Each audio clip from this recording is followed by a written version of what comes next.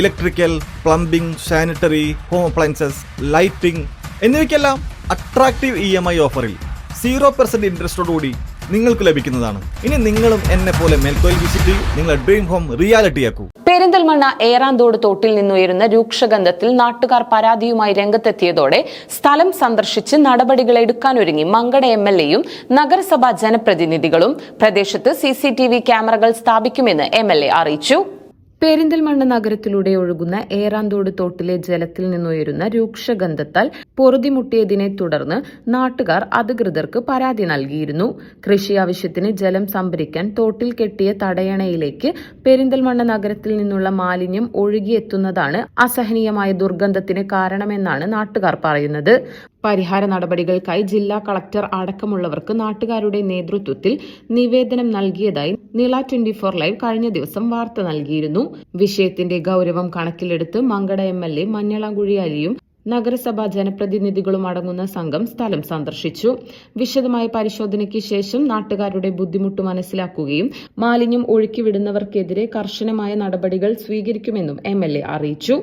മാലിന്യം ഒഴുക്കിവിടുന്നത് തടയാൻ പ്രദേശത്ത് CCTV ക്യാമറ സ്ഥാപിക്കുമെന്നും അദ്ദേഹം കൂട്ടിച്ചേർത്തു. വേസ്റ്റ് മുഴുവനും ഡംപ് ചെയ്യുന്ന ഒരു സിറ്റുവേഷൻ നമ്മൾ കാണുന്നത്. ഹോട്ടൽ വേസ്റ്റ് ഉണ്ട്, കക്കൂസ് മാലിന്യം ഉണ്ടാവാം, അറിയില്ല കൃത്യമായിട്ട് ഏതൊക്കെയാണ്. ആ വേസ്റ്റ് മുഴുവനും എടുത്ത് ഈ ഇതേപോലുള്ള വലിയ പുഴയിൽ ചെറിയ പുഴയിൽ അത് ഡംപ് ചെയ്യുമ്പോൾ അങ്ങനെ ഒലിച്ചു വരാണ് എല്ലാ സ്ഥലത്തും സ്മെല്ല് നമുക്ക് കാണാം. ഇവിടെ വലിയ സങ്കടകരമായിട്ടുള്ള സ്ഥിതി. ഇവിടെ കുളിക്കാൻ പറ്റില്ല, തൊട്ടടുത്ത കണ്ടു തന്നെ മലിനപ്പെടുന്ന സ്ഥിതിയുണ്ട്.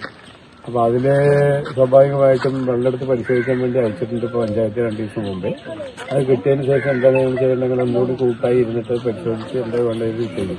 എനിക്ക് തോന്നുന്നത് ഇത് ഡംപ് ചെയ്യാതിരിക്കാൻ വേണ്ടി അത് ലൈവായിട്ടുള്ള ക്യാമറ ഈ സ്ഥലങ്ങളിലൊക്കെ പ്രധാനമായിട്ട് റോഡ് പുഴയോട് ബന്ധപ്പെടുന്ന സ്ഥലങ്ങളിലൊക്കെ ക്യാമറ വെച്ചിട്ടുണ്ടെങ്കിൽ സ്വാഭാവികമായിട്ട് നമുക്ക് മനസ്സിലാക്കാൻ കഴിയും. അതിന് പഞ്ചായത്ത് അതുപോലെ തന്നെ ബ്ലോക്കും മുനിസിപ്പാലിറ്റി എല്ലാവരും സംസാരിച്ച് എന്തൊക്കെ ചെയ്യാൻ പറ്റുമെന്ന് വെച്ചാൽ അത് മാത്രമാണ് ഇപ്പോഴത്തെ ഒരു വലിയ പരിപാടി.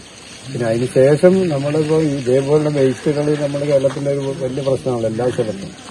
അത് ക്ലിയർ ചെയ്യാൻ ഡംപ് ചെയ്ത് എല്ലാ സ്ഥലത്തും ഇതേപോലെ പോകാതെ ആ കക്കൂസ് മാലിന്യം ശുദ്ധീകരിക്കാനുള്ള പല പദ്ധതികളും പല സ്ഥലങ്ങളിലൊക്കെ ഉണ്ട്.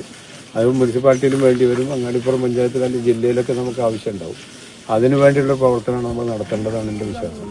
അല്ല, ഇപ്പോൾ പൂരമൊക്കെ വരെയാണ്, അപ്പോൾ എത്രയും പെട്ടെന്ന് എന്തെങ്കിലും ചെയ്യാൻ കഴിയുമോ എന്ന ചോദ്യം എല്ലാവർക്കും ഉണ്ടാവുമല്ലോ. അല്ല, അമ്പല കമ്മിറ്റി തന്നെ ഇപ്പം അത് മനസ്സിലാക്കിക്കൊണ്ടാണ് അവരിപ്പോൾ ഒരു കുളം കുഴിക്കുന്ന ഒരു ഏർപ്പാടോടെ നടത്തിയിട്ടുണ്ട്. ഇത് ക്ലിയർ ആക്കാൻ കഴിയില്ല, കാരണം മുകളിൽ നിന്നാണ് വരുന്നത്. ഇത് വെള്ളം മുഴുവൻ അടിച്ച് മാറ്റിയിട്ടുണ്ടെങ്കിൽ പിന്നെ ഡ്രൈ ആയിരിക്കും. അപ്പോൾ അതുകൊണ്ട് അതിന് പെട്ടെന്ന് കഴിയുമെന്ന് തോന്നുന്നില്ല. ഏതായാലും അവരിപ്പോൾ കുളം കുഴിക്കുകയാണ്. പക്ഷേ അടുത്ത പ്രാവശ്യമെങ്കിലും ഇതേപോലെ ഇല്ലാതിരിക്കാൻ വേണ്ടിയിട്ട് വലിയ ശ്രമം ബ്ലോക്കിന്റെ ഭാഗത്തു നിന്നും അതുപോലെ തന്നെ പഞ്ചായത്തിന്റെ ഭാഗത്തുനിന്ന് എല്ലാവരുടെ ഭാഗത്തുനിന്നും ഉണ്ടാവുന്നതാണ് ഞാൻ പറയുന്നത്. രൂക്ഷഗന്ധം മൂലം വീടിന് പുറത്തിറങ്ങാനോ ജനലോ വാതിലോ തുറന്നിടാനോ കഴിയാത്ത അവസ്ഥയിലാണ് പ്രദേശവാസികൾ.